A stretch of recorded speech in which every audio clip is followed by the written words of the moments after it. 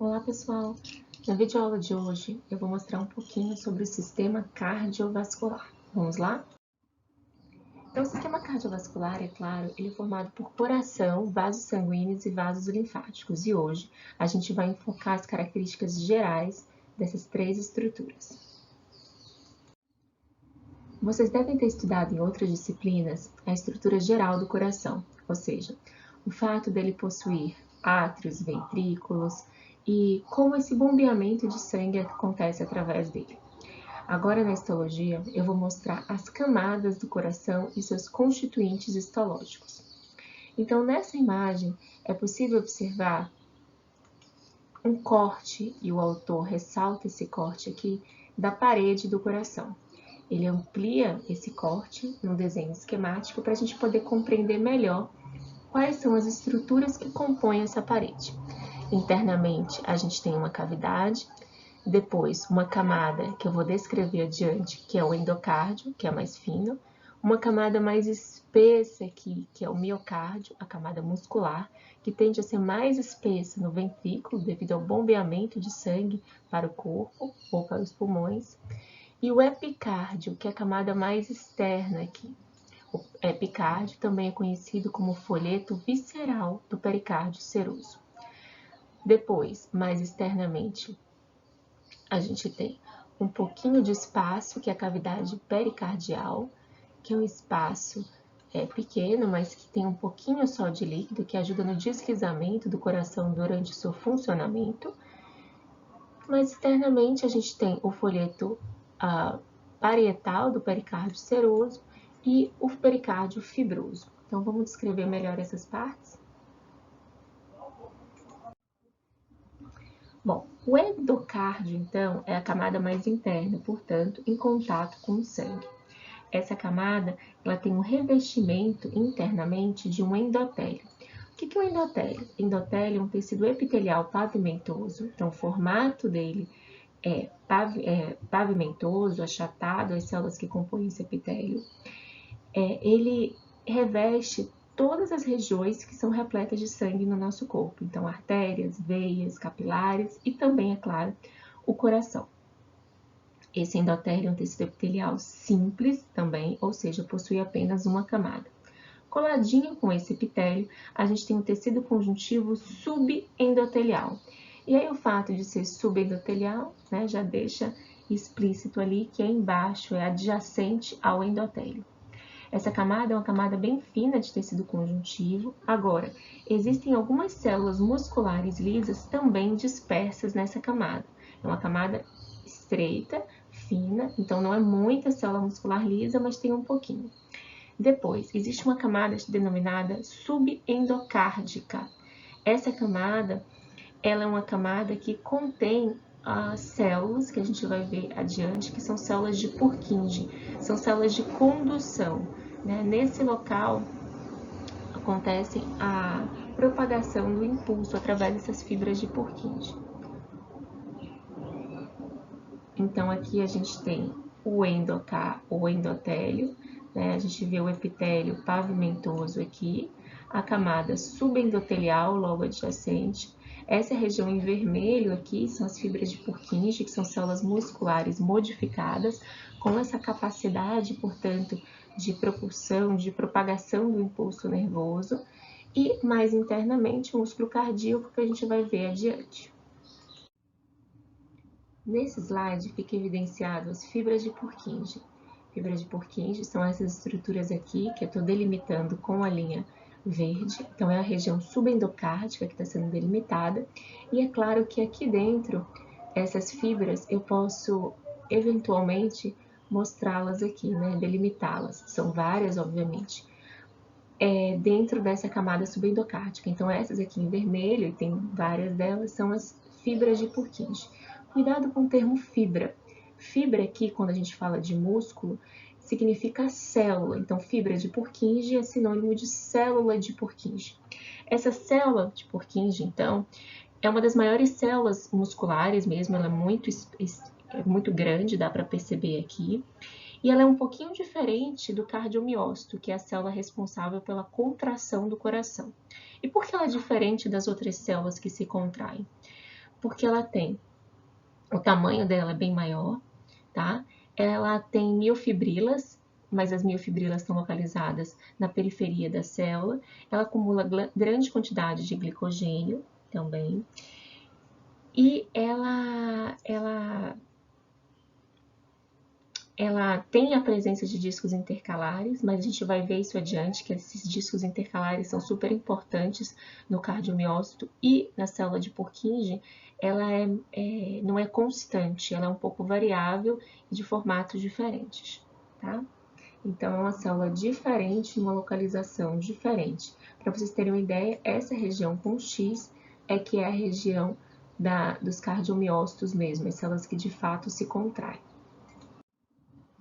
Então, vamos olhar agora, a gente deu uma olhada então na parte mais interna, que é o endocárdio. Vamos agora olhar a parte do miocárdio. O miocárdio, então, ele é formado basicamente por tecido muscular, né? O músculo estriado cardíaco.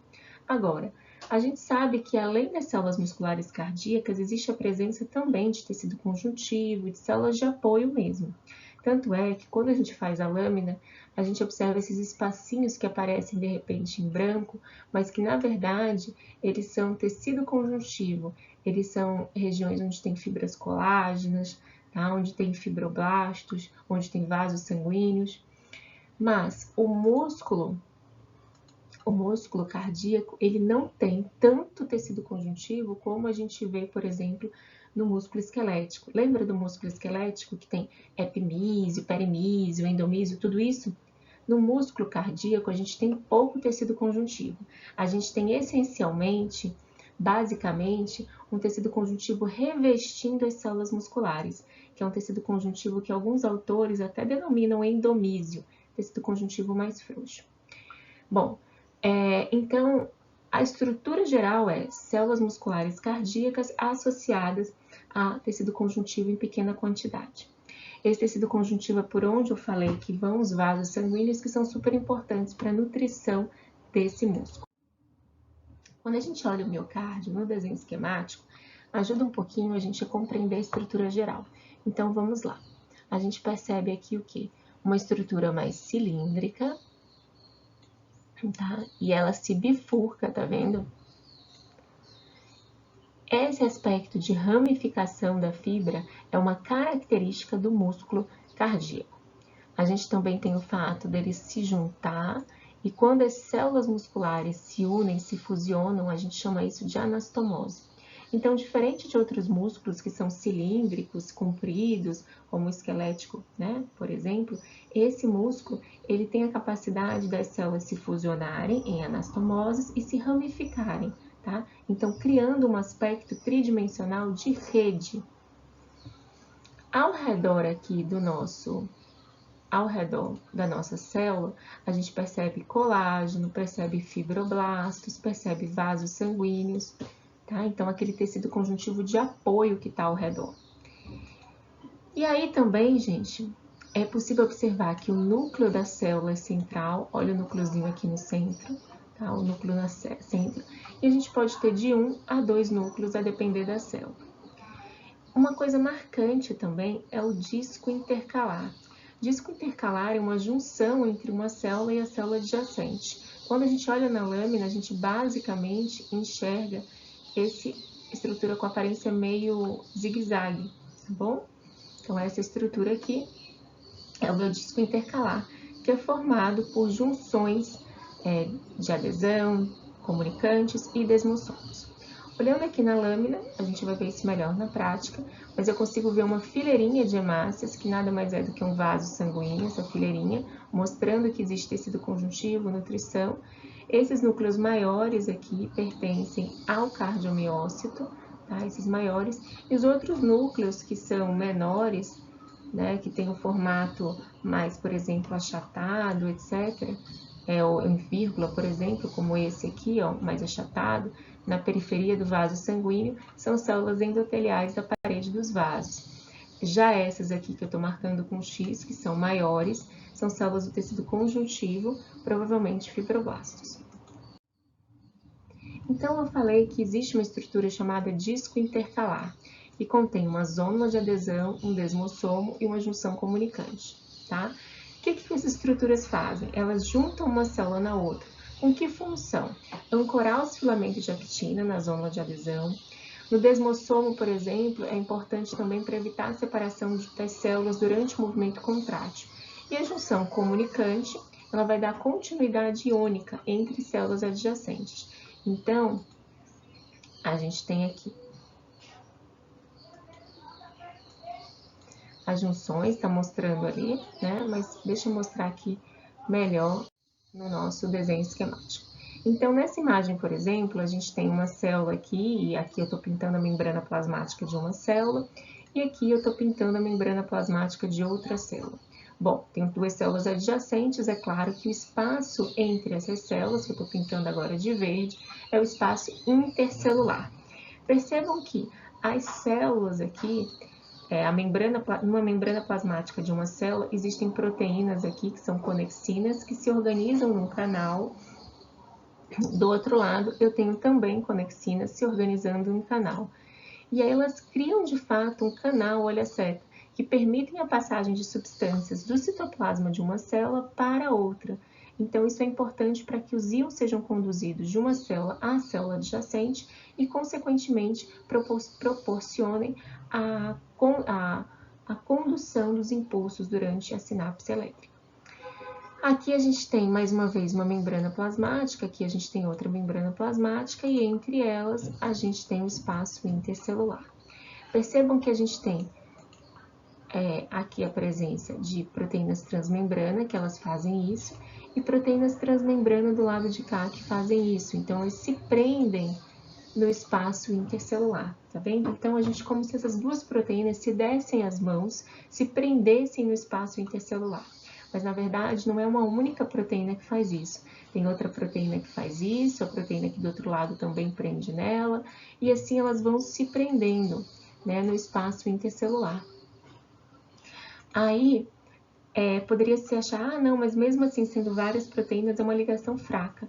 Mas, na verdade, essas proteínas transmembrana, elas se prendem, olha, a complexos proteicos dentro do citoplasma da célula e depois se ancoram aonde? Na actina. Então, na verdade, é um complexo proteína, grupo de proteínas, e depois, por último, a actina. Então, essa ligação entre as duas células é muito forte, tá? Então, ela junta uma célula na outra e evita que ela se separe. Ancora. E o desmossomo tem o mesmo princípio, só que com proteínas diferentes, né, que se relacionam no espaço intercelular, se ancoram em um grupo proteico diferente no espaço intracitoplasmático e depois se ancora nos filamentos intermediários. Então, as estruturas que compõem o desmossomo são diferentes, mas o princípio é muito semelhante. O epicárdio é o folheto visceral do pericárdio seroso, então a porção mais externa do coração. A parte mais externa desse epicárdio é formada por mesotélio.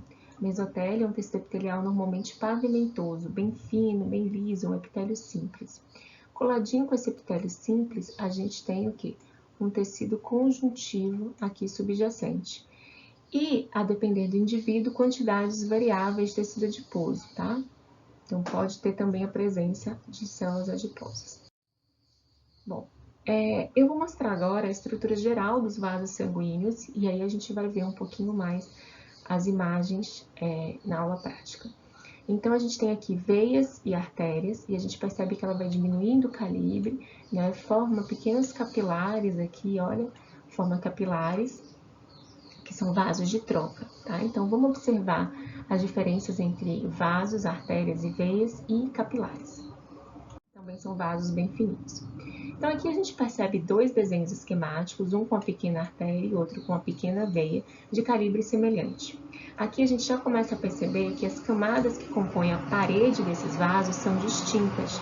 A gente tem, por exemplo, túnica íntima, média e adventícia. Mas por que são distintas? Porque na artéria, a túnica média é mais espessa, ela tem mais músculo liso nessa camada, e na veia, a camada mais espessa é a adventícia, tá bom? Vamos ver isso com calma, então.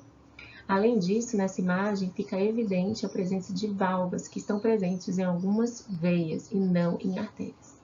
Então, túnica íntima. Como é que é isso? O vaso sanguíneo ele tem parede, né? Obviamente, as paredes do vaso, a espessura da parede do vaso vai depender do calibre desse vaso. Artérias grandes têm a parede mais espessa do que pequenas arteríolas, né? Bem delgadinhas com uma pequena quantidade, um calibre muito diminuto. Então, túnica íntima. Túnica íntima é o quê? É a parede do vaso, só que a parede mais interna. Então, olha aqui comigo. Túnica íntima é a túnica, portanto, que está em contato com o sangue que está passando ali por dentro. A túnica íntima, de uma forma bem geral, de artéria, de veia, de tudo, de forma geral, ela é composta do endotélio, que a gente já aprendeu que é um tecido epitelial simples, pavimentoso, então é composto por um endotélio por uma lâmina basal, que às vezes o livro nem escreve, porque todo tecido epitelial ele possui uma lâmina basal, tá? Então fica implícito em alguns textos. Tecido conjuntivo subendotelial, que é um tecido conjuntivo frouxo de apoio. Então isso é uma túnica íntima. Alguns vasos eles têm uma limitante elástica interna que eu vou mostrar adiante. É como se entre a túnica íntima e a túnica média existisse uma camada espessa de elastina aqui, está presente em alguns vasos. Faz parte ainda da túnica íntima, tá? Mas é uma camada assim com uma quantidade maior de elastina. Passei da túnica íntima, entrei na túnica média é uma camada que na veia ela é mais fininha e na artéria ela é mais espessa, tá? Então ela é mais espessa na artéria. Ela é composta basicamente de células musculares lisas, né, dispostas normalmente circunferencialmente, né, então ao redor aí do centro, do eixo central, e contém, além das células musculares lisas, a presença de matriz extracelular, com fibras elásticas em quantidades variáveis, fibras reticulares e proteoglicanos. E a túnica adventícia é a túnica mais externa. Esse termo adventícia é um termo mais geral, então tem em outras regiões, tem adventícia. É o nome que se dá quando o órgão ou estrutura ela é revestida por um tecido conjuntivo. Nesse caso dos vasos, esse tecido conjuntivo ele possui fibras elásticas e fibras colágenas também, vasa vasorum, que são pequenos vasos sanguíneos que ajudam a nutrir a região, né, e pequenos nervos também. Em veias, essa artéria em veias, essa túnica adventícia pode possuir também músculo. Então, vamos começar do começo. A túnica íntima, digamos, é a parte mais interna. A gente percebe no desenho esquemático e também na imagem aqui da direita, que é a imagem real de uma micrografia, a gente pode verificar o quê? As células musculares as células endoteliais, né, células epiteliais, organizadas longitudinalmente ao longo desse túnel, né, que é esse vaso sanguíneo. Quando a gente olha em outra lâmina, a gente vai ver aqui, ó, a célula endotelial está aqui, coladinha com a célula endotelial, todo esse tecido aqui é a camada subendotelial, que é o tecido conjuntivo frouxo. Eventualmente, nas células aqui, eu posso ter células musculares lisas, mas é muito pouco. A túnica média, tá? É uma camada bastante espessa, normalmente nas artérias, nas veias é menos espessa, e a gente vai ver aqui adiante. Então, túnica íntima, endotélio, subendotelial. Como eu falei para vocês, eventualmente a gente tem uma limitante elástica externa. Essa camada é uma camada de elastina, que é possível visualização aqui, olha, ela ela é mais clarinha, tá? E ela tá bem ondulada aqui. Essa camada, ela está presente em artérias maiores, como artérias elásticas, mas também está presente em artérias musculares e em arteríolas. No entanto, em artérias elásticas, embora elas estejam presentes, elas são de difícil visualização. E por isso a gente não consegue enxergar direito. Elas ficam mais visíveis na artéria muscular. Túnica média. Túnica média são células musculares em grande quantidade. A gente não consegue perceber os limites citoplasmáticos, o limite, né, da membrana plasmática de uma célula para a célula adjacente.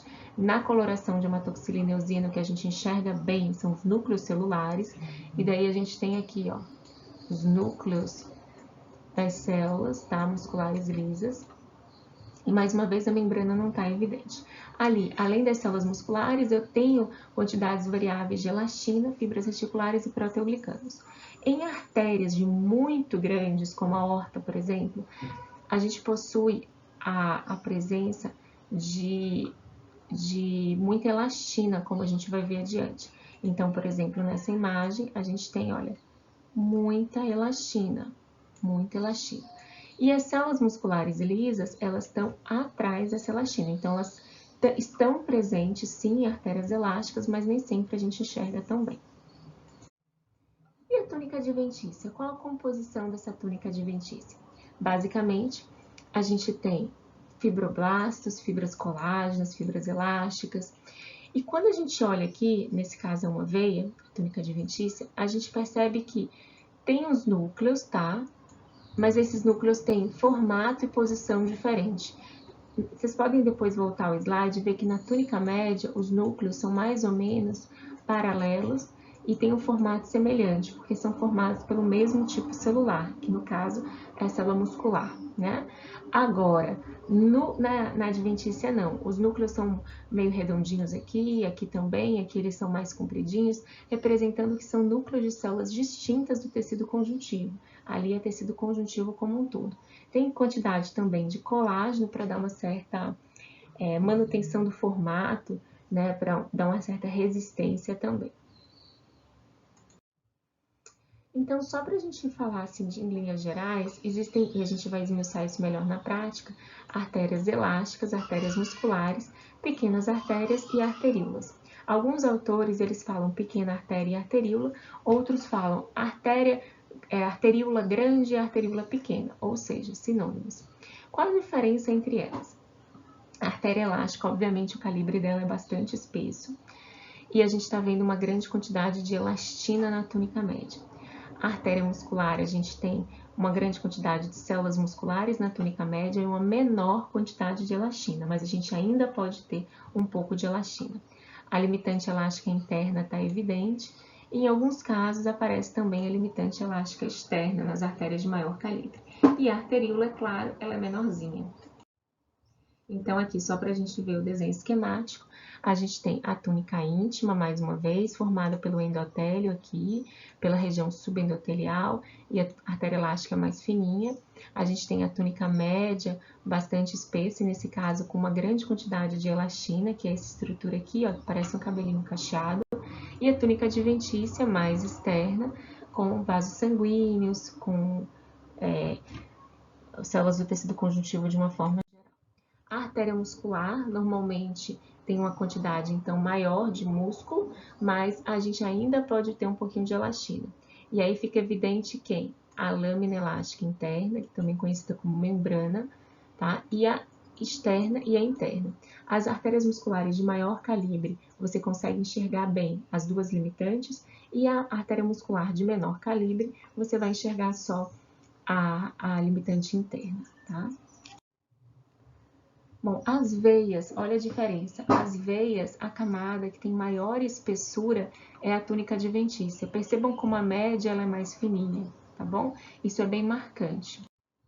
E as veias de grande calibre, você pode observar também na parte mais externa a presença de células musculares lisas. Então, na adventícia, além do tecido conjuntivo, a gente vê essas células musculares. E aqui os capilares, a gente tem capilares são os menores vasos do nosso corpo, então ele é muito diminuto, tanto é que nesse caso aqui, a gente está vendo que está passando uma hemácia por vez. Por quê? Porque o calibre desse vaso é tão fininho que não permite a passagem de várias hemácias. Os capilares sanguíneos, eles estão presentes em várias partes do nosso corpo, né? Então ele não está presente, eu sei que no ensino médio a gente fala muito que ele está no pulmão, né, pelas trocas gasosas, mas ele está presente em qualquer lugar do nosso tecido, desde nervoso, no tecido muscular, tá? No tecido conjuntivo, que é um vaso de troca. Aqui na direita, por exemplo, tem um alvéolo pulmonar mostrando esse vazio. Lembrando que esses capilares eles podem ser cortados, é claro, longitudinalmente, como eu fiz aqui em linha amarela, no seu longo eixo, mas ele pode também ser cortado transversalmente, como a gente está vendo aqui. A gente percebe então que o calibre dele é muito pequeno e existem, gente, tipos de vasos capilares.